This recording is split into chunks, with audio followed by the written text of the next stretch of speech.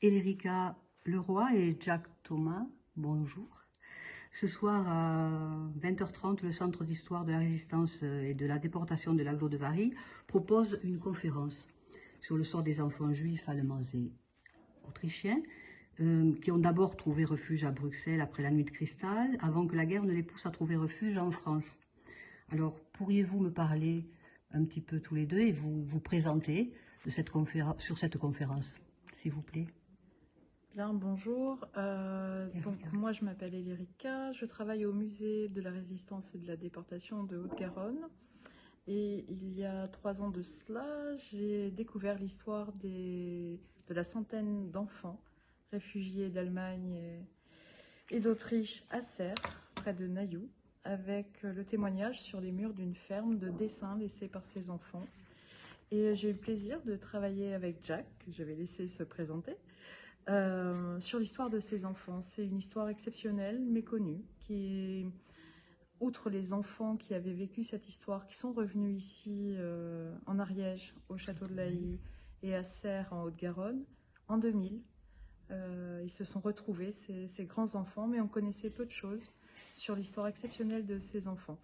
Donc avec Jack, on a préparé une conférence pour faire connaître le destin exceptionnel de ces enfants, et je laisse la parole à Jack. Merci. Donc, Jack Thomas, à vous. Bonjour.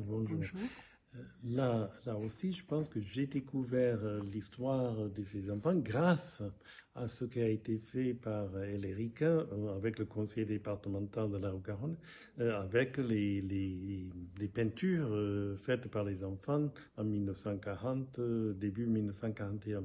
Et donc, à partir de là, j'ai commencé à chercher un petit peu, me documenter, et je suis tombé donc sur l'histoire d'une jeune fille autrichienne originaire de Vienne qui s'appelait Edith Goldapper et dont plusieurs auteurs citaient ce qu'il appelait son journal.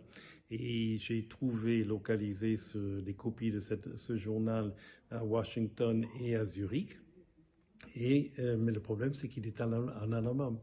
Et donc, nous avons fait travailler des amis d'une association à Blagnac, l'amicale franco-allemande de Blagnac, qui a traduit intégralement le journal, le texte d'Edith en français. Et c'est ce que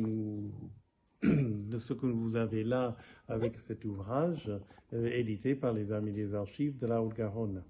Et donc là, ce soir, nous allons parler évidemment de l'ensemble des enfants qui étaient avec Edith Goldapper à Bruxelles, à Serres et ensuite à Laï, et la façon dont ils ont vécu ensemble, dont ils ont eu une longue période de vie commune, avec évidemment tous les dangers qui étaient présents en France pour des enfants juifs, des jeunes adolescents juifs, avec la rafle du mois d'août 1942, leur internement heureusement rapide au camp de Vernet, de libération, et ensuite une sorte de fuite de plusieurs de ces enfants vers la Suisse ou vers l'Espagne. Donc c'est un peu les sujets que nous allons aborder ce soir. Vous allez traiter ce soir. Écoutez, vous nous mettez l'eau à la bouche. Je pense que beaucoup de monde va venir à Varilhes. En tout cas, je vous dis bon séjour ici et puis à très bientôt peut-être sur Toulouse, sur Blagnac ou en Allemagne.